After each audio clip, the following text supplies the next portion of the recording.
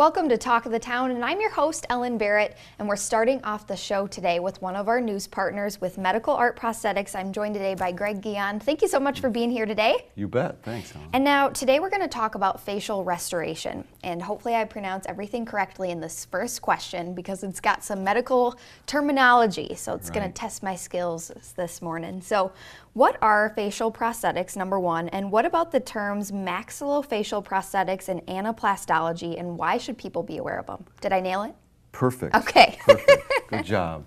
Yeah, the facial prosthetics cuts right to the point. It's about facial prosthetics, about it. Artificial eyes, noses, and ears. It's very descriptive. The terms maxillofacial prosthetics, I bring these up, and anaplastology because they're not as familiar to people. And when people end up needing a facial prosthesis, they sometimes are sent to clinics, institutions, and they hear the term maxillofacial or anaplastology. They don't know what it is. I can imagine that'd be overwhelming, you know, having those terms thrown at you, and then you're kind of like, what does this all mean? Right, right. And they're kind of, because they're esoteric terms, they're kind of impressive to people. And people think, well, I must be in the right place. This sounds really medical. This sounds important. This is the place to be. And I've been in the field for so long, I like people to get back to the idea that they're getting a prosthetic device, they're getting a facial prosthesis. They need to look very closely at where they're going and exactly what kind of service they're getting. And kind of going off of that too, what kind of evidence should people be considering when they are looking for a facial prosthesis? Right, and that's the point. Don't be bamboozled by big institutional names. Right. They should look for exactly photographic evidence of the kinds of prosthesis and the results that they're going to be getting. And I brought some examples that I'll go through real quickly. And these always just really shock me. I'm going to put them right up here. You know, because I think you can really just show people better than you could ever tell them, especially with this sort of thing. Especially making the point where you're looking for quality, not just the ability to make one. Years ago, people were happy to just go to a place where they could get one made and have a prosthesis. This is what you can get, though, if you have that attitude, is maybe a good effort on the part of the person making the prosthesis, but not terribly skilled. So let's see on the camera. That's actually meant to be for a person that's missing an eye. Wow. Here's another example of a nasal prosthesis that's got all kinds of problems. It might have been a good attempt at somebody making it, but maybe not a specialist. Right. Maybe not somebody that specializes in making facial prosthetics. Here is an example of somebody that's had a surgery to place bone-anchored implants to support an ear prosthesis, and then they go to a place and they get a prosthesis that looks like that, which is not so great. You can really see, you know, that it's not natural. Right. So I see a lot of these folks. They come to me and then I make them an ear that looks more, hopefully a lot more natural. Can you hold those two up together? I can. The one before and the one now? Sure. That is crazy. Look at the difference. Oh my gosh. Yeah. And I mean, I know we've talked about it before, just the impact, you know, that has on someone's confidence and the way they're going to carry themselves in their lives. Hugely. Right, right. And if you don't have that comparison, if people don't know that there's that difference, things continue down the road and things don't get better. So these are just more examples of some final results that I've produced for people that have flown in from around the country to get an improvement of their prosthesis, kids, older patients. And then this is just the idea of a facial anaplastology center of excellence that I'm working on. Try to focus on the fact that, you know, we're specializing in this area. And I kind of wanted to touch on that too, because accreditation is kind of a big deal. And, you know, what does that mean for you and your patients? For me, it means, and again, accreditation's sounding very impressive. It actually doesn't substantiate the quality of the work, but it substantiates the fact that we're in it both feet. We're going all the way. We're going to put in all the protocols, all the safeguards for people's safety and convenience. It just assures them that we're serious about having a specialty office in Madison, and it's really the only one in Wisconsin, I think, at this point, and possibly in the country, where we're accredited in facial prosthetics and ocular prosthetics together. Wow, and I think that's interesting what you brought up, because obviously it's really important to be accredited, because like you said, that shows, you know, you're doing all the right things that all places, facilities doing this should do. But I think you guys really take it to the next level. You know, you're going above and beyond, especially, you know, looking at these pictures, and can really make an impact on somebody's life. Yeah. Absolutely. Well, thank you so much for being here today, Greg. You're welcome. We always Thank run out you. of time. It goes fast. Right? The pictures are just so interesting, and I mean, they're worth 1,000 words, so that's always great that you bring those. Again, our news partner, Medical Art Prosthetics, and Talk of the Town will be back right after this. Welcome back to Talk of the Town, and we're joined now by Schwartz Insurance, and I'm joined by one of the Schwartzes himself, Tom Schwartz. So Thank you for I'm having me. assuming there's a connection there to the name of the company. Yes, there is. I figured that, and so that kind of leads me into my first question of how did this firm get started? Well, it was started by my grandfather in the early cool. 20s, 1923. Wow. He had gotten out of college and was back in his hometown in Prairie du Sac, and decided to start an insurance agency. And here we are 90 plus years later. Oh my gosh, so in the 1920s was when it Yes. was first started. Yes, yeah. How cool is that to think that that's kind of been, I mean, you hear about people having family businesses, but starting in the 1920s, that's really impressive. Well, it's rare, and we're in our third generation now. Wow. My grandfather started it, my dad, my uncle continued it. I'm in business with a brother and sister, and actually recently one of my brother's sons Wow. joined the firm, so we have a fourth generation in the firm now. Fourth generation, that's really incredible. And Yeah. so where are you guys located if people want to come check you out? Our home office is in Prairie du Sac, Sauk Prairie, Sure. Sauk City and Prairie du Sac, right on the banks of the Wisconsin River. And we've been, as I said, our hometown. We've recently expanded into 6 other communities around the state. We also have a couple of programs, fire department programs, and so we pretty much dot the middle of the state. Very cool. So if you're living in a different location, or maybe you don't live in Sauk Prairie, the options are still available for you. Right, we're in Middleton on University Avenue, Richland Center, Lodi, Baraboo, Wow. Marshfield. Boy, I'm missing one, but It kind of gives you an idea, though, of the area that you cover. Yeah. And so what are some of the different products that you sell? well, we focus mostly on small business and families and farms. Okay. That's where most of the business is in our communities. So we focus on small businesses, community-based businesses, both in their insurance, the regular business insurance, as well as their benefits and health insurance features. And then we continue on to families with their auto and home insurance, and then also with their health insurance, things like that, life insurance. And then we continue on to farming, obviously, is big in Wisconsin. So a lot of family farms, a lot of ag-related businesses. So we're a brokerage for several different companies that do business with those types of things, and we focus on that.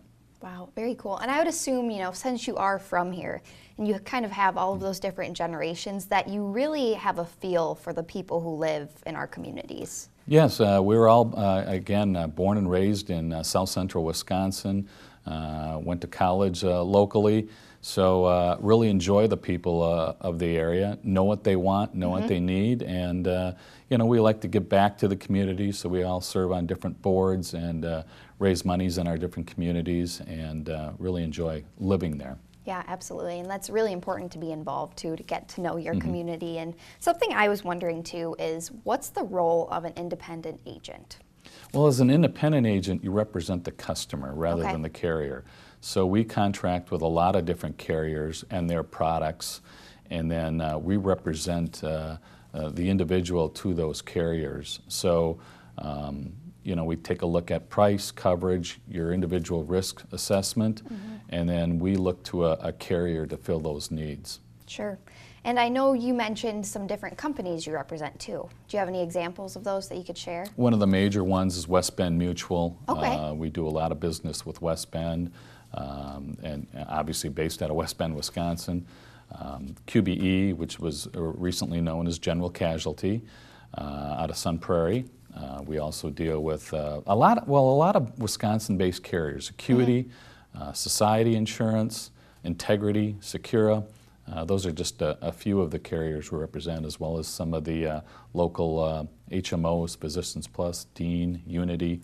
So we represent a lot of those to the individuals. It sounds like you've got a really wide reach.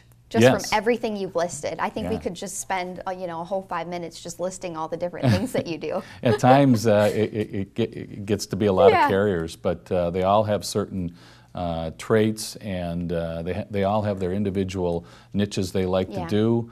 And it's up to us to make sure we have enough knowledge about the carriers and how we represent them to the clients. Perfect. Well, Tom, thank you so much for being here today. We appreciate it. Thanks for having me. And again, this was Schwartz Insurance, so be sure to go check them out at their multiple locations. You guys are sprinkled a little bit everywhere. And Talk of the Town will be back right after this.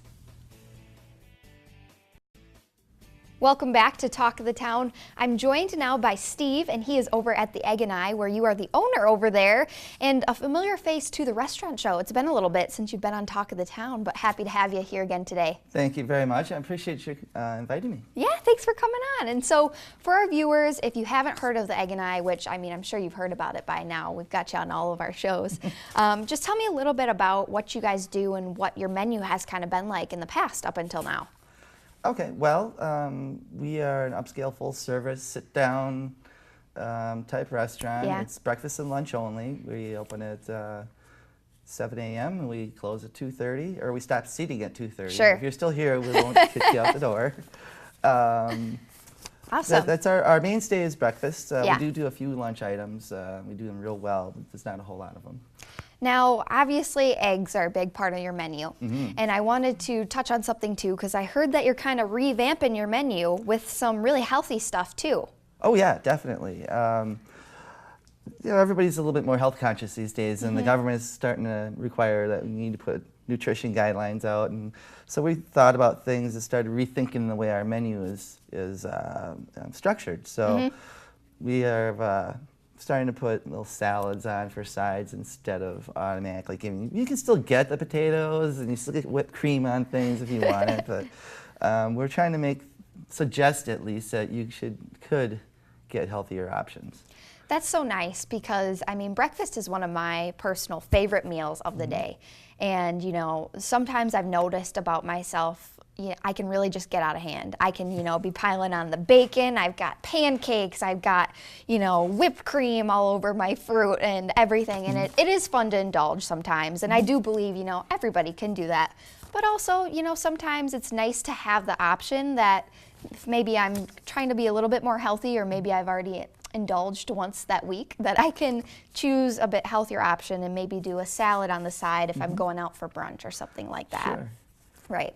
And that's really nice. And something else I wanted to touch on too, obviously you guys have the fantastic food, and that is such a staple, but something I thought was really interesting is you guys are really involved with Second Harvest. And for people who may not know what that is, could you share with them? Sure. Well, Second Harvest is probably the largest food bank in this whole southwestern part of Wisconsin.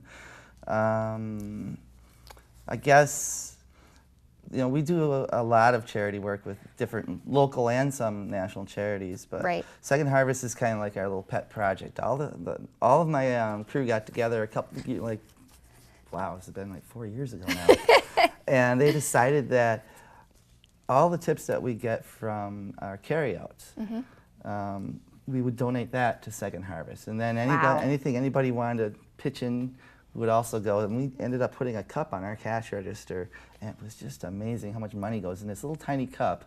Right. We did $1,200 last year out of a little cup. Wow.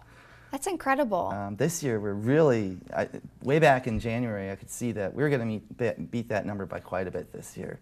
And so I was getting excited. I said, why don't we go for 2,000 for once? And it seemed like things kind of dried up a little bit after the holidays. We're still doing well. We're going Right. to hit around 1,500. We try to donate the money in July every year. So we're getting Sure. to the end of July. I can see we're going to make 1,500, but boy, it would have been nice to get that 2,000 mark. One of the things about Second Harvest, I got a little cheat sheet. Sure, that's all right. 1 in 9 families in southwestern Wisconsin is considered food insecure. Wow. It means they don't have enough resources to get healthy food and live a healthy lifestyle. And with kids, it's 1 in 5. Wow. So all the money that goes to Second Harvest, for each dollar, they can get 3 meals. The Really? overhead is only 7% at Second Harvest, so 93 cents of every dollar that's donated goes directly onto somebody's table. Wow. And that's something, you know, you can feel really good about if you do, even if you just have $1, you know, just make that extra contribution and know that 93 cents of that dollar is going directly back to the community. Right. Even better than that. I mean, people come in and just throw a few cents in that cup. The pennies add up. Right. They add up a lot. Exactly. And that's so cool that you guys are really involved. And kind of touching on that as well, I know you said that you're turning in all of your funds so far from this year in July, but can people still come donate and still come leave money throughout the year? Definitely. The cup is up there all the time. I was just hoping that we could hit a larger mark before the end of July, but that doesn't matter. Right. Because now you've kind of got the whole year to look until next July. Perfect. Well, Steve from the Egg and I, thank you so much for being here today. Go check out their new menu with some healthy options and also ask them about Second Harvest and see how you can get involved. Talk of the Town will be back right after this. Welcome back to Talk of the Town. I'm joined now by our news partner moving forward, and with me today, a familiar face, Marianne Garidi, and she's the owner. Thank you so much for being here today. Thank you. Thank you for having me. And so obviously we have some props out today too, and so we'll get to that a little bit later. Kind of got some interesting ideas having to do with these different items that you'll see here. But first off, for people who are just tuning in, maybe this is totally new for them, what is a Senior Move Manager and what are you guys really all about? Sure, absolutely. So a Senior Move Manager is basically, we're part of an organization called National Association of Senior Move Managers. And what we do is we focus on older adults who are getting ready to move from a home they've been living in maybe 40 or 50 years, and they're ready to downsize to a smaller apartment, an independent living or an assisted living. We work with the Jefferson on Old Sauk Road a lot. And so we help people move from their house then into a smaller apartment. And we just help make that transition as smooth as possible. And that's really, I think, important because that can be a really stressful time for not only the person who's moving, but the family as well. So to have somebody kind of be that third party and help that transition, excuse me, that's a tongue twister there, transition is really important and a really nice step. And so I know you kind of mentioned overall what you guys do, and so what are some of the different areas you focus on when you're moving clients? Yeah, absolutely. So what we do is, when we meet with our client, we kind of get a sense for, their favorite items and what they want to bring with them, and we kind of help identify the items and we tag them, and we do floor layouts to make sure the furniture they want to bring will fit nicely into their new space. And then really we go through and we pack all the items that are going, and then the items that remain, we help them sell or donate all the items that are there. And after we then move our clients and get them settled into their new space, we go back to the house and help to get the house ready to be sold. So we do like a complete clean out. We'll help, again, continue selling items. We bring in a landscaper if we need to, a painter if we need to. So we have all these little avenues that we focus on in order to get the house, ready to sell, because that kind of gives them some closure to make sure, everything is in line to where they want it to be. That's very true, very nice.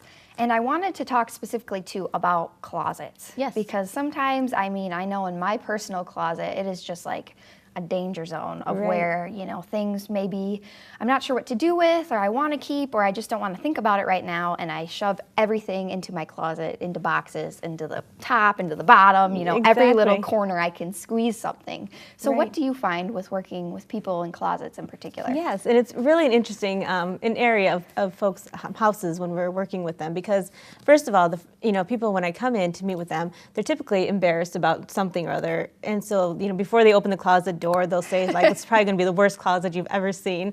And so we open it up, and typically it's like everyone else's closet, because we all kind of follow the same pattern. And what happens is we have these items that we have memories associated with them. So I brought some items just to kind of show what I run into when I'm talking through the closet area of the home. Perfect. Let's touch on those. Okay, We've sure. got a lot of different stuff going on. Yes. So some of the items I found, so today I brought a blanket, which, lots of times when I'm meeting with a client, we'll look in the closet and they'll have a stack of maybe 5 blankets. And, I'll ask them, okay, so, do you like these blankets? Do you use these blankets? And the answer will be something like, no, they were my mother's or my grandmother's. I don't use them. They're not soft. They're just not my style, but I don't want to get rid of them. And so then we kind of help people through knowing that it's okay, it's just an item, and if you're really not using it on a daily basis, then sometimes it's better to find a new home for it. And we just try to let people, we discuss the fact that although you have it and it brings some special memories, when you look at it, every time you look at it and you think, boy, maybe somebody could use that item, it almost puts a negative twist on it. So you actually become a little bit, it's a more comfortable feeling when you can actually present somebody else with the item who can then put it to good use. So we try to help people through that step so that they don't feel like they have to keep an item just because somebody gave it to them or just because, you know, it had some special meaning to them. So we try to help them through those steps. I really like that. Yeah, and then from there, then other things. With this one, I brought like a Boy Scout uniform that somebody would have in their closet. And when they look at the uniform, they think of their child, perhaps, and the memories associated with that. But clearly, the child probably doesn't want it. And Right. every time you look at it, you kind of think, gosh, what am I going to do with it? It just sits here. And you look at it, and it almost, again, it creates a negative feel. Whereas if you find somebody who can use it, somebody who's interested in scouting, that you could actually give it to, it helps Right. with that closure. And then you can move it out of your closet, and then every time you look at it, you know, then you look at it one last time maybe, and you know that somebody else can use it. Sure. So it's trying to put a positive spin on things. Other items that I brought with me today. So I brought a squash racket. Sure. So sometimes what happens is people are into different sports along the way, and then they'll keep an item related to that in hopes that maybe they'll do it again. So every time you look at that item, you're like, oh man, maybe I'll use it again, but it just sits there. So it's that closure again, just trying to move items out so it doesn't create a negative feeling every time you look at it. So if Sure. you haven't used it in 10 years, the chances are maybe you're not going to use it. So again, helping them through that. I love that, and I love that message, and that's really nice that you guys can kind of help with that move, but I think it's a lesson we all can learn from, and I know I can apply too. Sure, So thank you sure. so much for being here again Yes, today thank you. with Moving Forward. Thank you for watching Talk of the Town, and you can find us next time only on Channel 57.